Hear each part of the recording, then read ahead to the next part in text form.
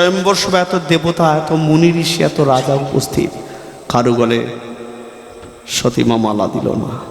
সতীমা মালা দিল। তার পিতা অহংকারে মত্ত হয়ে দ্বার সম্মুখে যে শিবের মূর্তি নির্মাণ করেছিল তার গলে চরণে লুটিয়ে পড়ল, নয়ন জলে বুক ভাসালো। আর কি ভোলানাথ থাকতে পারেন? সেই মূর্তির মধ্যে স্বয়ং ভোলানাথ প্রকট হয়ে গেলেন। ঠাকুর রামকৃষ্ণদেব বলেছেন, ওরে পথের মাঝে কত নুড়ি পড়ে থাকে রে, কোন নুড়ির মধ্যে আমার নারায়ণ আছে কে বলতে পারে? ভগবান কখন কোন বস্তুর মধ্যে যে প্রকট হন কে বলতে পারে? ভোলানাথ এই মূর্তির মধ্যে প্রকট হয়ে ধীরে ধীরে নিজের চরণ থেকে সতীমাকে তুলে সতীর চোখে জল মুছিয়ে দিচ্ছে। এই অপূর্ব দৃশ্য সকলে নয়ন ভরে দর্শন করছে, ধন্য ধন্য করছে। কিন্তু দক্ষ সইতে না পেরে ছুটে গেল ভোলানাথকে আঘাত করতে। যখনই ভোলানাথকে আঘাত করতে গেল, ব্রহ্মা এসে বলল, পুত্র, তোমাকে পুত্র বলে ভাবতে আমার ঘৃণা বোধ হচ্ছে। তোমাকে এই শিক্ষা আমি প্রদান করেছি? কার অঙ্গে তুমি আঘাত আনছে জানো না? বলে, যাকে আমি মানি না দেবতা বলে, ও একটা ভণ্ড। তোমার মানা বা অমানাতে তার অস্তিত্ব বিরাজ করে না, মূর্খ। সে দেবের দেব, এটাই সত্য। সে স্বয়ম্ভু, এটাই সত্য। তুমি নামো, দূর হয়ে যাও। আগে ভণ্ড শিবকে এখান থেকে তাড়াবো, তারপরে আমি যাব। তোমার এত বড় স্পর্ধা, ওই আমার সম্মুখে তার অঙ্গে আঘাত করো তো? কেন আঘাত হানবো না? যাকে আমি দেবতা বলে মানি না, ভয় পাই না, তাকে আঘাত হানবো না কেন? যে আমার এত বড় সর্বনাশ করেছে, সে সর্বনাশ করেছে। তোমার কন্যা সতী নিজের ইচ্ছায় তাকে প্রতিরূপে বরণ করেছে, সেখানে তারা অপরাধ কোথায়? সতীকে প্রলোভন দেখিয়েছে ও, তাই সতী এমন ভুল কর্ম করে যাচ্ছে। ভুল তোমার কন্যা সতী করেনি, তুমি করছো, মূর্খ। এখনো পিতা হয়ে সাবধান করছি, শান্ত হও। তুমি যদি আজকে ভোলানাথের অঙ্গে আঘাত করো, সেই আঘাতটা শুধু ভোলানাথের অঙ্গে লাগবে না, মূর্খ। সেই আঘাতটা আমার অঙ্গে লাগবে, নারায়ণের অঙ্গে লাগবে। তখন দক্ষ অভিমান করে হাসতে হাসতে বলছে, হাসালেন পিতা, হাসালেন। আমি কি মূর্খ? আপনি এমন ভাবে আমাকে বোঝাচ্ছেন। আমি যদি ওই ভণ্ড শিবকে আঘাত করি, সেই আঘাতটা আপনার অঙ্গে লাগবে কেন, নারায়ণের অঙ্গে লাগবে কেন? বলে, সেই জ্ঞানটা যদি তোমার থাকতো তাহলে এই কর্মটা তুমি করতে না। আগে উত্তরটা দিন। উত্তরটা জানতে চাও? তাহলে শোনো মূর্খ। ব্রহ্মা, বিষ্ণু, মহেশ্বর, আমরা এই তিনজন জগৎ মাঝে একটি মূর্তির মধ্যেই বিরাজ করে ভক্তের কাছে পূজা গ্রহণ করছি, তাই গৌর হরি বল। তাহলে বাবা, হ্যাঁ গো মায়েরা, জগৎ মাঝে এমন কোন মূর্তি আছে যার মধ্যে ব্রহ্মা, বিষ্ণু, মহেশ্বর একসাথে বিরাজ করছে? মূর্তিটা কি? দাদা বলে দিয়েছে। মায়েরা, মূর্তিটা কি? ব্রতটা আপনারা বেশি করেন।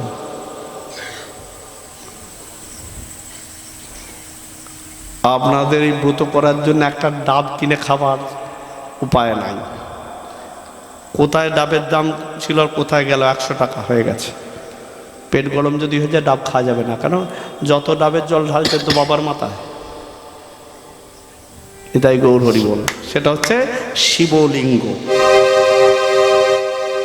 ভালো করে লক্ষ্য করবেন, যখন পূজা দিতে যান, বাবার মাথায় জল ঢালতে যান, শিবলিঙ্গের কটি অংশ? 3টি অংশ। নিম্নাংশকে ব্রহ্মপীঠ বলা হয়, মধ্যাংশকে বিষ্ণুপীঠ, ঊর্ধ্বাংশকে শিবপীঠ। সৃষ্টি, স্থিতি, লয়, সত্যম শিবম সুন্দরম, তাদেরকে ধারণ করে আছে কে? গৌরীপীঠ। ব্রহ্মা বিষ্ণু মহেশ্বরের পিতাকে, হরি বল হরি বল। ওদের আবার বাবা আছে? বাবা টপাটপ দাদা উত্তর দিয়ে দিচ্ছে। ব্রহ্মা বিষ্ণু মহেশ্বরের পিতা হলেন আলাক নিরঞ্জন। তাহলে ব্রহ্মা বিষ্ণু মহেশ্বরের পিতা যদি আলাক নিরঞ্জন হয়, মাটাকে? পিতা যখন আছে মা আছে, মাটাকে বলবো না চলে যাবো লীলার মধ্যে? বলবো? এ তো সকাল হয়ে যাবে। হ্যাঁ জোরে বলুন।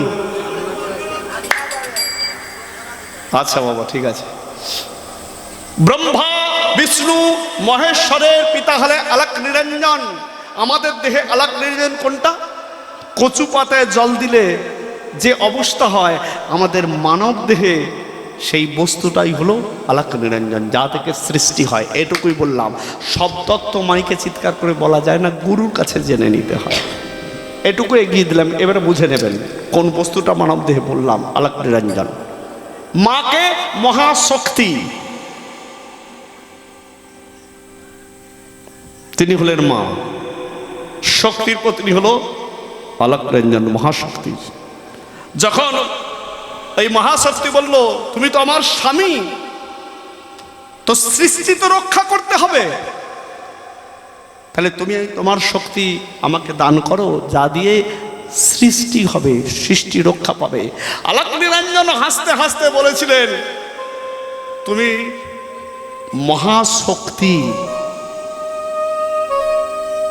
আমি যদি তোমাকে সৃষ্টিতে শক্তি দান করি তাহলে তোমার কৃতিত্ব কি রইল?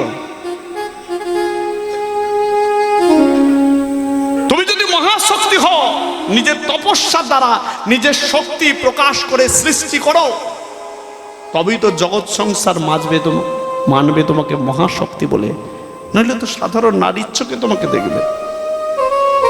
তখন তপস্যা করেছে গেল মহাশক্তি, নিজের শক্তি প্রকাশ করে তপস্যার দ্বারা নিজের দেহ থেকে উৎপত্তি করলো ব্রহ্মা বিষ্ণু মহেশ্বর। তখন এসে করজোরে বলল আমার যা শক্তি ছিল তার প্রকাশ ঘটিয়েছি এই তিন মূর্তির সৃষ্টিতে, ব্রহ্মা বিষ্ণু মহেশ্বর। আমি এবার শক্তিহীন, স্বামী এবার তুমি আমাকে শক্তি দান করো, আমি আবার সৃষ্টি রক্ষা করি। বলে যাদিকে সৃষ্টি করেছো তাদের কাছে সাহায্য চাও। তখন শক্তি করজোরে বলেছিল আমি তো তাদের মা, আমি তাদেরকে একথা বলি কি করে? বলে নিজের কামনা বাসনা পূর্ণের জন্য তুমি তো বলছো না, সৃষ্টি রক্ষার জন্য বলছো। যাও, আমি স্বামী হয়ে বলছি।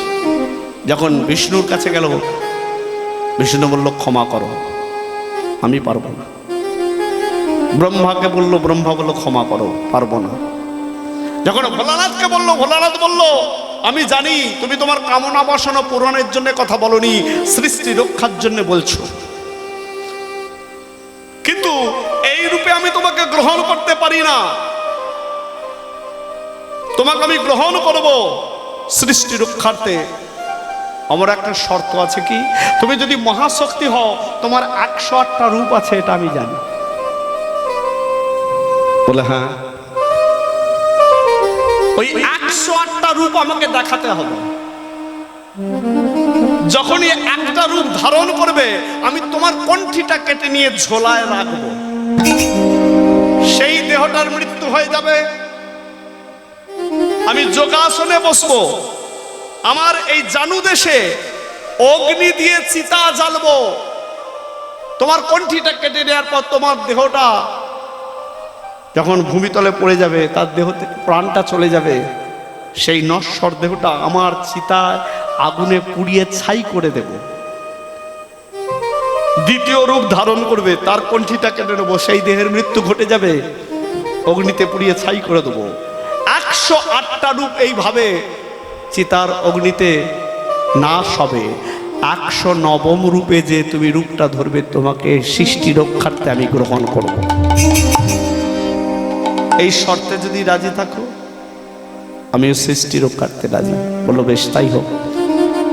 যোগাসনে বসেছেন ভোলানাথ, অগ্নি জ্বালিয়েছেন নিজের জানু দেশে, দাউ দাউ করে আগুন জ্বলছে। শক্তি এক এক রূপ ধারণ করছে, তার কণ্ঠিটা কেটে নিচ্ছে। দেহটার মৃত্যু ঘটে যাচ্ছে, ওই অগ্নিতে পুড়িয়ে ছাই করে দিচ্ছে। 109 রূপ দশভুজা ত্রিনয়নী দুর্গা।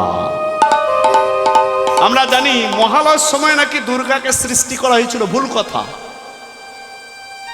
দুর্গা অনেক আগেই 109 রূপে আবির্ভূতা হয়েছিল। তখন তিনি যোগ ধ্যানে মত্ত ছিলেন, যোগ নিদ্রায় মগ্ন। মহিষাসুরকে নিধন করার জন্য এই ত্রিদেব তাকে জাগরিত করেছিলেন। এটা থেকে মহালয় আমরা জানতে পারি। কিন্তু তখন দুর্গা সৃষ্টি হয়নি, দুর্গা অনেক আগেই সৃষ্টি হয়েছে। তিনি যোগ নিদ্রায় মগ্ন ছিলেন, তার যোগ নিদ্রা ভঙ্গ করার জন্য ত্রিদেব মিলিত হয়ে এই কর্ম করেছিলেন। তার জন্য কি করলেন, ওই শক্তির 108টা যে রূপ বিনাশ হলো ওই অগ্নিতে, আর 108টা দেহ থেকে যে কণ্ঠিটা কেটে নিয়েছিল তা থেকে ভোলানাথ সৃষ্টি করলো হারের মালা। মায়েদের এই কণ্ঠটা হাত দিয়ে দেখুন, আমাদের যে কণ্ঠটা পুরুষদের আছে মায়েদের আছে কিনা একবার পরীক্ষা করে দেখে নিন। বলে দিয়ে চলে গেলে তো হবে না, তারপর কালকে বলবেন সব ভুল বলে দিয়ে চলে গেল গো, আর তখন দেখিনি বুঝিনি। মায়েদের কণ্ঠিটা আছে নাই? মায়েদের আছে? আমাদের যে কণ্ঠিটা আছে সাক্ষী, যাকে সাক্ষী বলছি কণ্ঠি, এটা আছে আপনাদের? আছে না নেই? কেন নাই? কোথায় আছে? হরি বল, হরি বল। বলো না তাকে হারিয়ে যায় না, কেটে নিয়েছে। শক্তির অংশ থেকে আমাদের আপনাদের আবির্ভূতা, আপনাদের জন্মের শক্তির অংশ থেকেই। তাহলে মায়ের নেই আপনাদের থাকবে কি করে? নিতাই গৌর হরি বল। তা থেকেই সৃষ্টি হয়েছে ভোলানাথের হারের মালা, 108 হারের মালা। আর 108টা রূপ নিজের জানুদেশে যে অগ্নি দিয়ে চিতা জ্বেলেছিলেন, যখন 108টা দেহকে নিজের এই জানুদেশে অগ্নিতে পুড়িয়ে ছাই করলেন, ভোলানাথের এই জানুদেশ ভেদ করে সেই অগ্নি সেখানকার মাটিকে লাল করে তুলল। আর 101 দেহের রুধির মানে রক্ত ওই মাটিতে পড়লো, সেখানকার মাটিটা রং হয়ে গেল অগ্নির যেমন রং। অগ্নির কি লাল রং? অগ্নি যখন দাউ দাউ করে জ্বলে কেমন রং? মেটে সিঁদুরটা রাখবেন হাতে, মেটে সিঁদুর কিনতে পাওয়া যায় না? মেটে সিঁদুর দেখেছেন তো? মেটে সিঁদুরটা হাতে নিয়ে দেখবেন, আর দাউ দাউ করে যখন আগুন জ্বলে তার রংটা দেখবেন। এই মেটে সিঁদুরের রং আগুনের রং এক নয়। তখন অগ্নি আর শক্তির 108 দেহের রুধির সেখানকার মাটিতে পড়ে মাটির রংটা হয়ে গেল অগ্নির রঙের মতো। তখন 109 রূপটাকে পদিনী রূপে গ্রহণ করলেন ভোলানাথ। কিভাবে? ওইখানে অগ্নিবর্ণের মৃত্তিটাকে তুলে দুর্গার সিঁথিতে পরিয়ে দিলেন। তার থেকেই সৃষ্টি হলো মেটে সিঁদুরের।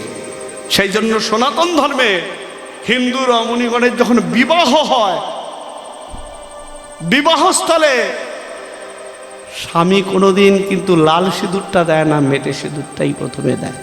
দেয় তো? কেউ বলতে পারবেন আমার বিবাহের সময় স্বামী বিবাহস্থলে লাল সিঁদুর দিয়েছিলেন? দেয়নি, মেটে সিঁদুর দিয়েছিল। তাই আজকে সেই ভোলানাথের অঙ্গে তুমি যদি আঘাত করো, তাহলে সেই আঘাতটা আমার অঙ্গেও লাগবে, নারায়ণের অঙ্গেও লাগবে। বলে আমি কথা বিশ্বাস করি না, মানি না, আর ওকে ভগবান বলে আমি মানি না, মানবো না। বলে এত কথা জানার পরেও তুমি তাকে দেবতা বলে সম্মান দেবে না? বলে না, বলে তাহলে দূর হয়ে যাও। আমি নিজে দাঁড়িয়ে থেকে সতীর সঙ্গে ভোলানাথের বিবাহ দেব, দেখি কে বাধা দেয়। পিতার উপরে আর কোনো কথা বলতে না পেরে চলে গেল, আর নিজে দাঁড়িয়ে থেকে ব্রহ্মা শিব সতীর বিবাহ সম্পন্ন করলো। শিব সতীর বিবাহে আনন্দিত সব। শিব সতী রাধে রাধে। বিবাহে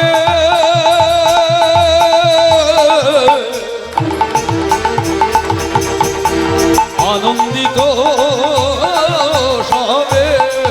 বলি শিব সতীর বিবাহে আনন্দিত সবে, শিব সতীর বিবাহে আনন্দিত সবে। দেবী দেবী মনে ঋষি পুষ্প বৃষ্টি করে, আর দেবী দেবী মনে ঋষি সৃষ্টি করে। বলি আনন্দের সীমা নাই, আনন্দের সীমা নাই। শিব সতীর বিবাহে আনন্দের সীমা নাই। শিব সতীর বিবাহে আনন্দের সীমা। বলি গৌর হরি হরি বলে আনন্দ, আনন্দের সীমা নাই, গৌর হরি হরি বলে আনন্দ, আনন্দের সীমা নাই, গৌর হরি হরি বলে আনন্দ, আনন্দের সীমা নাই, গৌর হরি হরি বলে আনন্দের সীমা নাই, আনন্দের সীমা, আনন্দের সীমা।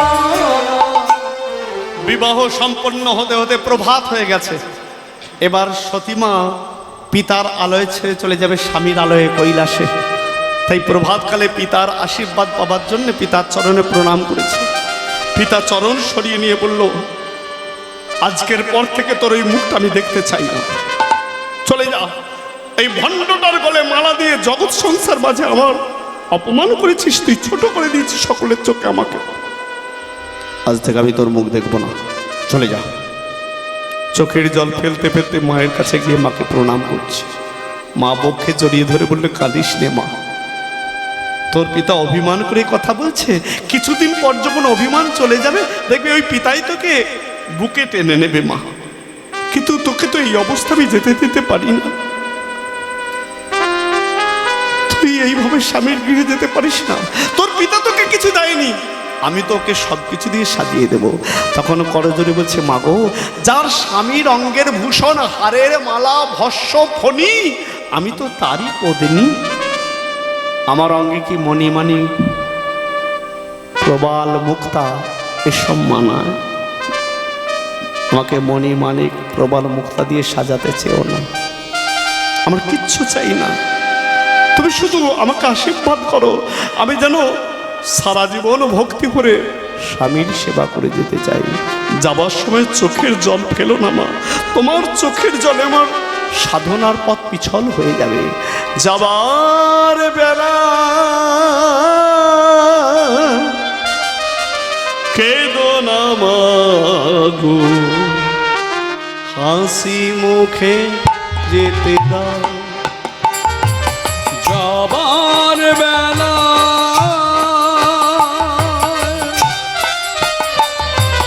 কেঁদো না মাগো, হাসি মুখে যেতে দাও। আদরিনী সতী সুখী হবে মেনে নাও মা। স্বামীর গৃহে আদরিনী সতী সুখী হবে জেনে নাও। যাবার বেলা কেঁদো না মাগো,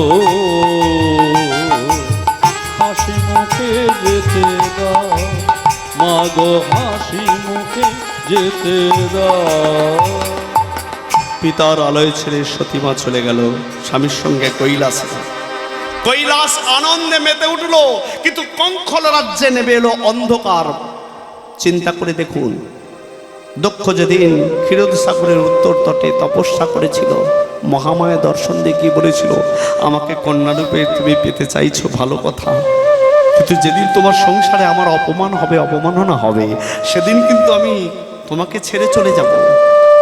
আমি যখনই তোমাকে ছেড়ে চলে যাব, শুধু তোমার জীবন থেকে নয়, কঙ্খল রাজ্য থেকে সুখ শান্তি আনন্দ চলে যাবে।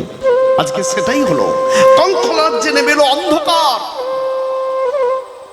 বৃষ্টি হচ্ছে না, বৃষ্টি যদি না হয় ফসল হবে কি করে, আর ফসল যদি না হয় প্রজারা কি খেয়ে বাঁচবে? কতদিন দক্ষতা দিকে খাইয়ে পড়িয়ে বাঁচিয়ে রাখবে?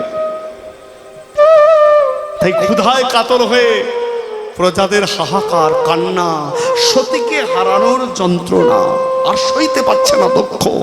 প্রজাবিন্দু কাঁদতে কাঁদতে ছুটে এসে করজোরে বলল, যতদিন সতী মা আমাদের কাছে ছিল, দুঃখ কষ্ট হাত থেকে আমরা রক্ষা পেয়েছিলাম। যেদিন সতী মা আমাদেরকে ছেড়ে গেল, প্রতিনিয়ত দুঃখ কষ্ট আমাদেরকে গ্রাস করে চলেছে। আমাদের বিশ্বাস সতীমা যদি আবার আমাদের কাছে ফিরে আসে, আবার আমরা দুঃখ কষ্ট থেকে মুক্তি পাব। তাই দয়া করে সতীমাকে আপনি ফিরিয়ে আনুন। দক্ষ বলে উঠল, তা কখনো সম্ভব নয়। তোমাদের এই দুর্দশা, আমার এই দুর্দশা, এর জন্য আমার কন্যা দায়ী নয়, এর জন্য দায়ী ওই ভণ্ড শিব। আমি তো মরবই, মরার আগে শেষ চেষ্টা করে দেখব জগৎ সংসার থেকে এই শিবের নামটা আমি মুছে দিতে পারি কিনা। আমি একই ঢিলে দুই পাখি মারব। প্রজারা বলল, সেটা কি? আমি এই কঙ্খল রাজ্যে বৃহস্পতি যজ্ঞ করব। সে কেমন যজ্ঞ? যে যজ্ঞে সকল দেবতাকে যজ্ঞের ভাগ আমি দেব, কিন্তু শিবকে যজ্ঞের ভাগ দেব না। এটা হবে শিবহীন যজ্ঞ। আর এই যজ্ঞটা যদি আমি পূর্ণ করতে পারি, জগৎ সংসার থেকে চিরতরের জন্য শিবের নামটা মুছে দিতে পারবো। শিবকে আর কেউ দেবতা বলে মানবে না, সে শক্তিহীন হয়ে যাবে। নারায়ণ যখন জানতে পারলো, ছুটে এসে বোঝালো, এই যজ্ঞ বন্ধ করো। করজোড়ে বলল, ক্ষমা করবেন প্রভু নারায়ণ, আপনার আদেশ আমি পালন করতে পারবো না। নারায়ণ ফিরে গেল। পিতা ব্রহ্ম এসে বলছে, বন্ধ করে যজ্ঞ।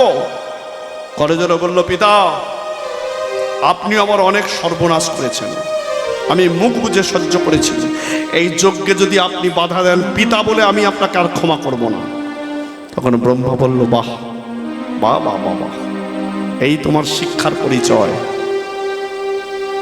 তবে এর ফল যে কত বড় ভয়ঙ্কর তুমি অবশ্যই জানতে পারবে। চলে গেল ব্রহ্মা। বৃহস্পতি যজ্ঞের আয়োজন করেছে, চারিদিকে নিমন্ত্রণ জানিয়েছে, শিবকে শুধু বাদ দিয়েছে। তখন নারদ ছুটে গেল কৈলাসে, ভোলানাথের চরণতলে করজোড়ে বসে বলছে, হ্যাঁ গো, সারা জীবন তুমি নয়ন মুদ্রিত করে এইভাবে ধ্যানমগ্ন হয়ে থাকবে? জগৎ সংসার মাঝে তোমাকে নিয়ে যে কি হোলাহল হচ্ছে তুমি জানো না?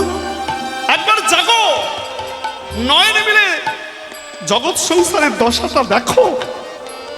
তখন ভোলানাথ নয়ন মুদ্রিত করে বললেন, নারদ আমাকে উত্তেজিত করো না,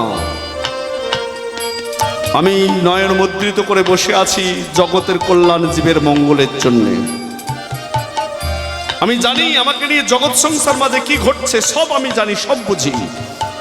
যদি একবার আমার মধ্যে ক্রোধ জাগে, আমি নয়ন উন্মোচিত করি, তাহলে সৃষ্টি রক্ষা পাবে না।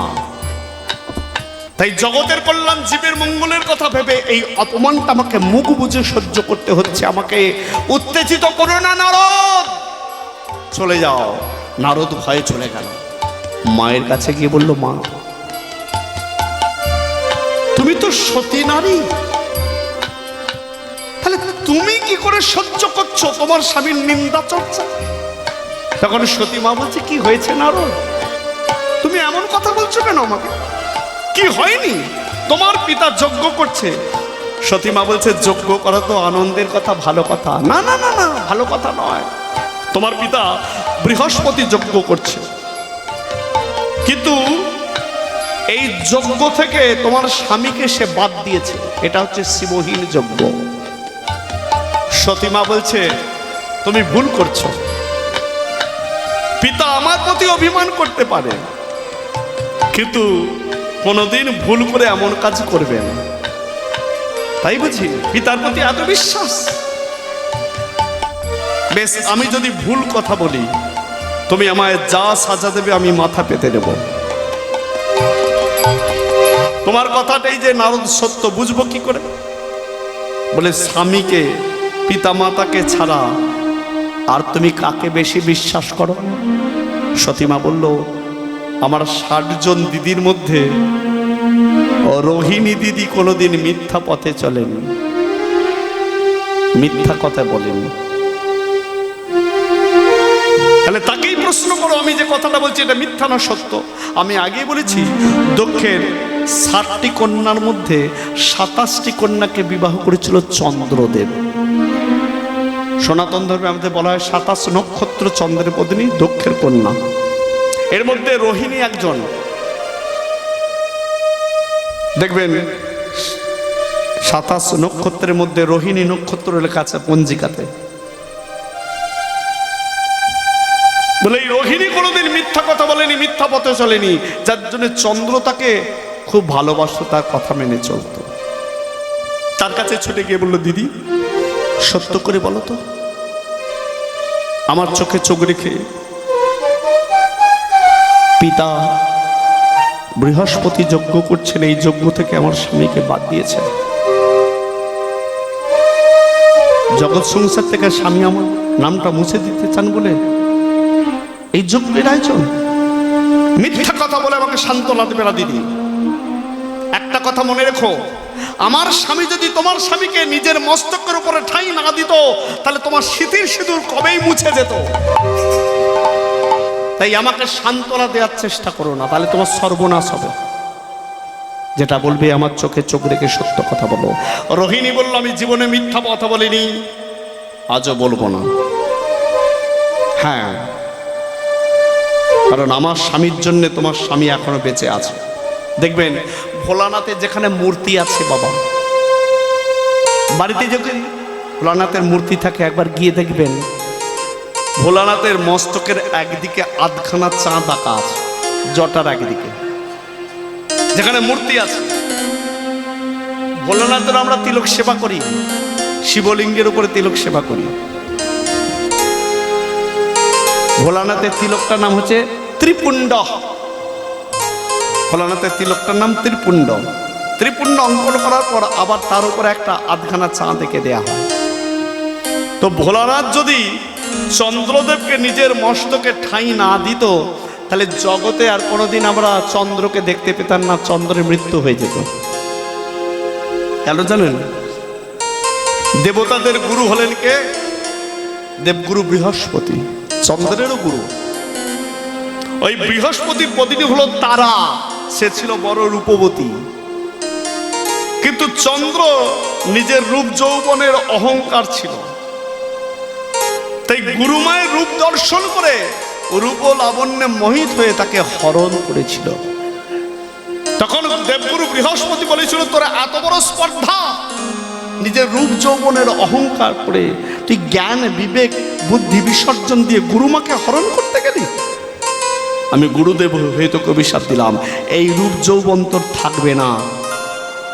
আমি তোকে অভিশাপ দিলাম, ওরে এই মুহূর্তে তোর এই সুন্দর দেহটা ক্ষয়িতে ক্ষয়িতে বিলীন হয়ে যাবে, তুই ক্ষয় রোগগ্রস্ত হ চন্দ্র। যখনই অভিশাপ দিল, শুরু হয়ে গেল তার দেহটা ক্ষয়িতে। তখন চন্দ্র চিন্তা করছে, গুরুর অভিশাপ তো খুলে গেছে, তাহলে আমার দেহটা ক্ষয়িতে শুরু করেছে, এবার তো ক্ষয়িতে ক্ষয়িতে আমার দেহটা বিলীন হয়ে যাবে, তাহলে আমার মৃত্যু হয়ে যাবে। তখন প্রাণে বাঁচার জন্যে, অভিশাপ মুক্ত হওয়ার জন্য ছুটে গেল নারায়ণের কাছে। নারায়ণ বলল, চলে যাও, তুমি যে অপরাধ করেছো এই সাজাই তোমার ঠিক। ব্রহ্মার চরণ ধরে কাঁদলো। ব্রহ্মা বলল, আমি কিছু করতে পারবো না। তাহলে কে পারে আমাকে রক্ষা করতে? বলে, আমার বিশ্বাস মহাদেব পারে, তার কাছে যাও। মহাদেবের চরণে লুটিয়ে পড়ল চন্দ্র। মহাদেব সকল কথা শুনে চন্দ্রকে বলল, অভিশাপ বিফল আমি করতে পারবো না। আমি যদি অভিশাপটা বিফল করে দিই, দেবগুরু বৃহস্পতি আমার প্রতি ক্রোধান্বিত হবে, তাহলে আমাকে বাঁচাবে কে?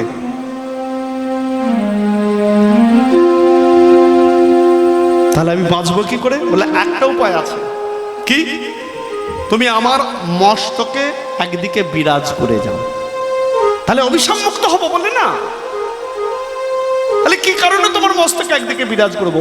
বলছে, আমার মস্তকে বিরাজ করার জন্য তোমার কি ঘটবে জানো? আমার নাম মৃত্যুঞ্জয়। কেন? মৃত্যুকে আমি জয় করেছি। আমার নাম শুনলে মৃত্যু ভয় পায়, মৃত্যু আমার থেকে অনেক দূরে থাকে, তাই আমার নাম মৃত্যুঞ্জয়। তুমি আমার মস্তকে একদিকে বিরাজ করলে কি ফল হবে? দেবগুরু বৃহস্পতির অভিশাপে তোমার দেহটা ক্ষয়িতে ক্ষয়িতে একদিন তোমার দেহটা বিলীন হয়ে যাবে। এটা দেবগুরু বৃহস্পতির অভিশাপ। যেদিন তোমার দেহটা বিলীন হয়ে যাবে, আমার স্পর্শ পাওয়ার জন্য, আমার মস্তকে বিরাজ করার জন্য, ঠিক তার পরদিন থেকে আমারই কৃপায় তোমার এক পল করে দেহ সৃষ্টি হবে, আর আমারই কৃপায় তুমি জগৎ মাঝে আবার পূর্ণ দেহ লাভ করবে। জগৎ মাঝে আজ পর্যন্ত সেটা হয়ে যাচ্ছে কি বলুন তো? অমাবস্যা, পূর্ণিমা,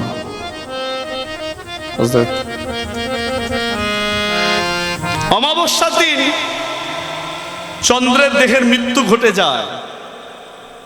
এটা দেবগুরু বৃহস্পতির অভিশাপ।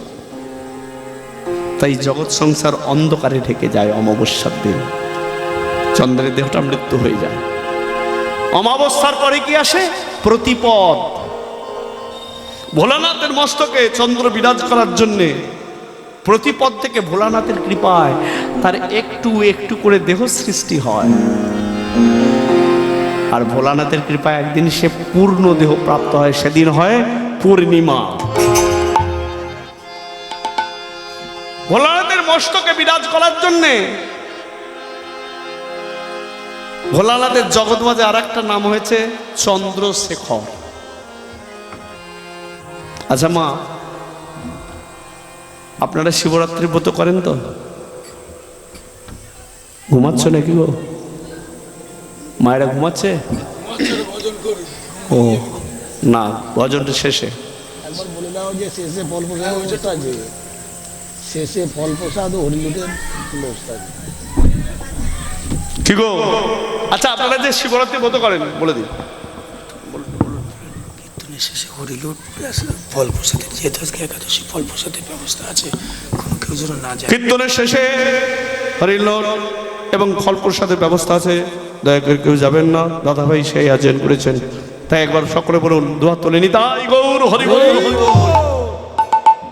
আচ্ছা মায়েরা, শিবের ব্রত তো অনেকেই পালন করেন, শিবরাত্রির ব্রত করেন তো?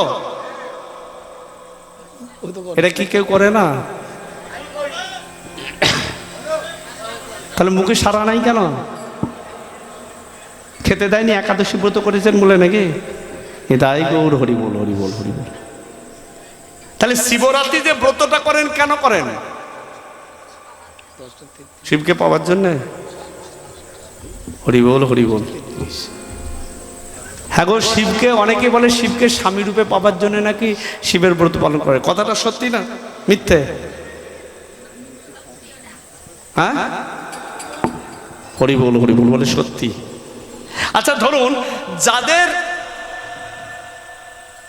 বিবাহ হয়নি তারা হয় না শিবের মতো স্বামী পাবার জন্য এই ব্রত করছে, আর যাদের বিবাহ হয়ে গেছে আবার স্বামী পাবার আশা, ওরে বাবরে, নিতাই গৌর হরি বল, হরি বল। এই কারণে শিবের ব্রত পালন করা হয় না। শিবের আরেক নাম মৃত্যুঞ্জয়, তিনি মৃত্যুকে জয় করেছেন, তাই হয়েছে মৃত্যুঞ্জয়। আবার শিব কথার অর্থ হলো মঙ্গলময়। তাহলে তার ব্রত পালন করলে কি হয়? আপনার সংসারে সকলের মঙ্গল হবে, স্বামীর পরময় বৃদ্ধি পাবে, মৃত্যু তাদের থেকে অনেক দূরে থাকবে। এই কারণে মৃত্যুঞ্জয়ের ব্রত পালন। তাই গৌর, স্বামী রূপে পাবার জন্য নয়।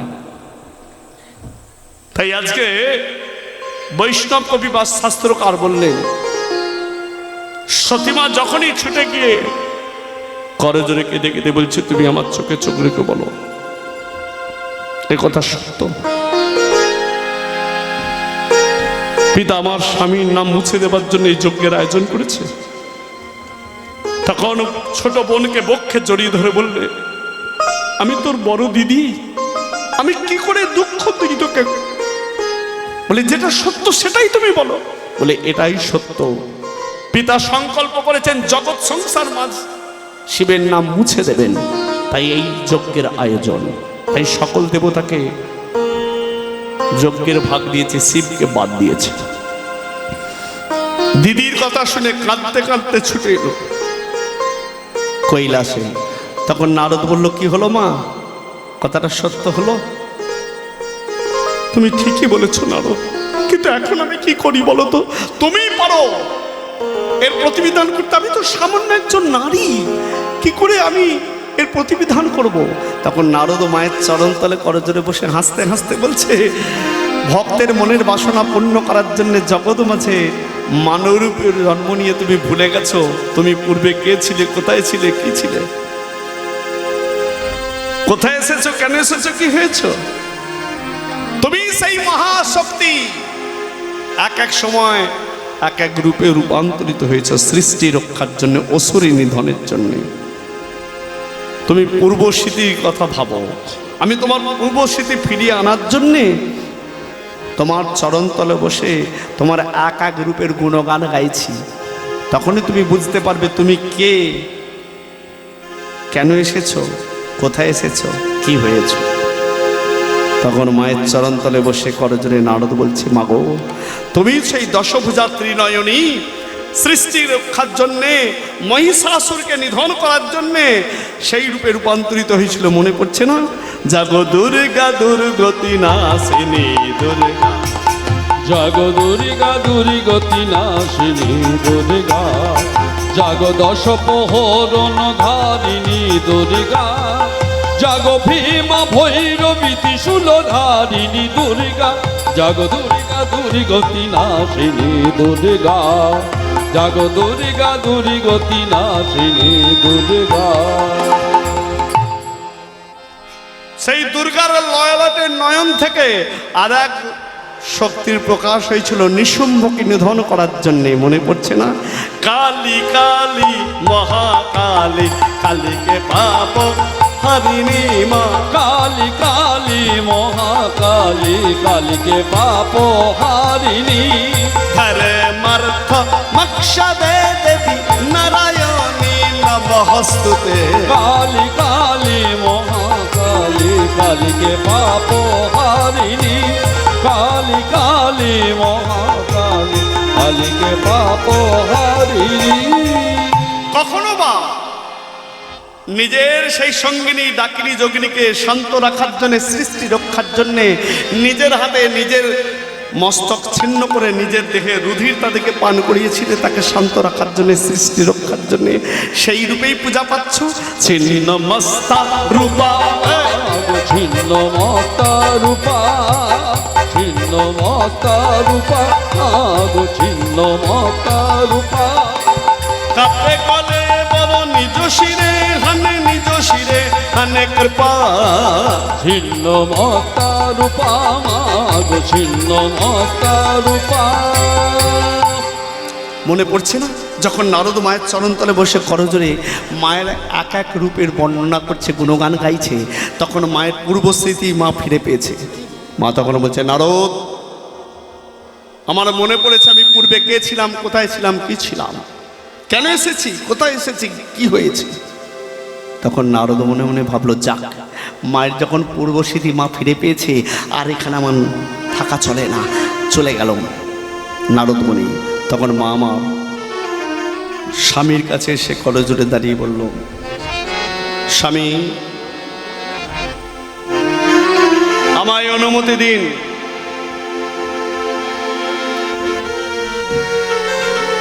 কিসের অনুমতি সতী? আমি পিতার গৃহে গমন করতে চাই। তখন হাসতে হাসতে বলছে,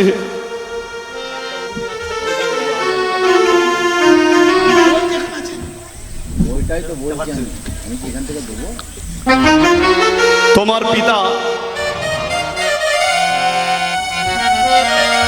আমাদেরকে নিমন্ত্রণ জানিয়েছে,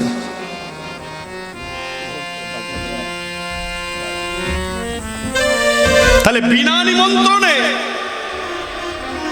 আমাদের যা সেখানে উচিত হয়নি। বলে এখনো তো আমি যাইনি, এখনো তো আমি যাইনি, আমি অনুমতি চাইছি যাবার জন্য। ও যাওনি, আপনার অনুমতি না পেলে, আপনার অনুমতি না পেলে আমি কি কখনো যেতে পারি? ও সেখানে গিয়ে তুমি কি করবে? আমি পিতাকে প্রশ্ন করব, তিনি মহাজ্ঞানী হয়ে শিশুর মতো কর্ম কেন করছেন? তখন হাসতে হাসতে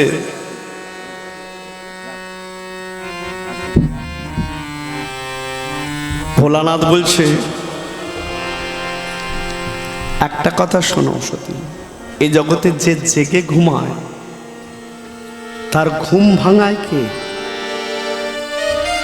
তোমার পিতা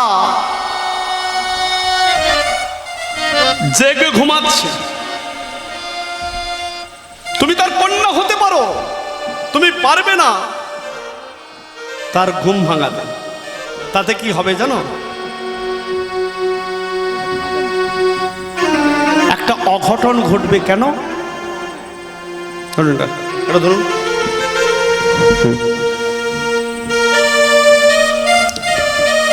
তোমার সম্মুখে আমার নিন্দা চর্চা করবে তোমার পিতা, তাতে হবে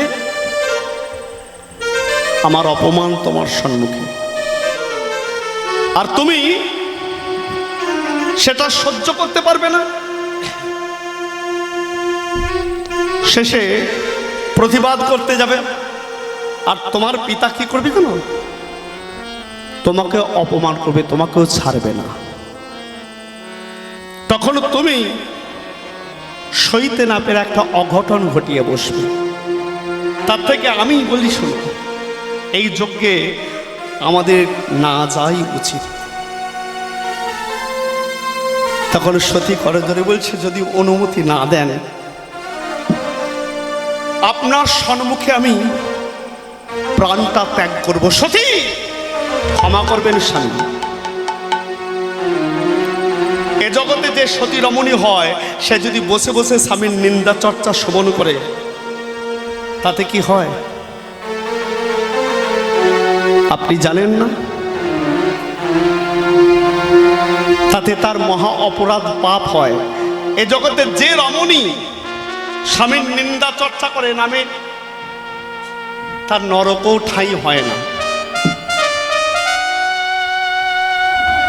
তাই আমি বসে বসে স্বামীর নিন্দা চর্চা সহ্য করতে পারবো না। এর থেকে মৃত্যু আমার অনেক আনন্দের।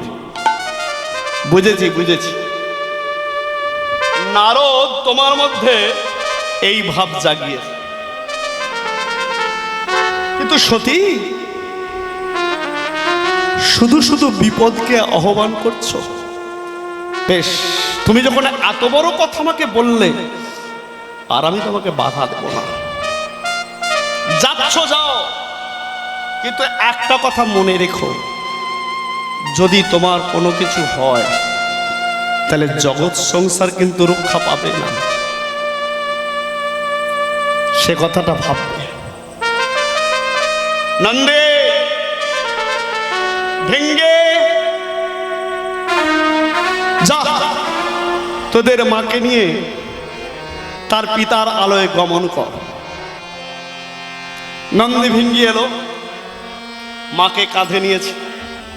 যত ভূত প্রেত আছে তারা বলছে, ও মা, আমরা তোমার সঙ্গে যাব। তাহলে মা সন্তানদের নিষেধ করেন কি করে? তাই তাদেরকে নিয়ে চলেছে। তারা নন্দী ভিঙ্গির পশ্চাতে নাচতে নাচতে চলেছে।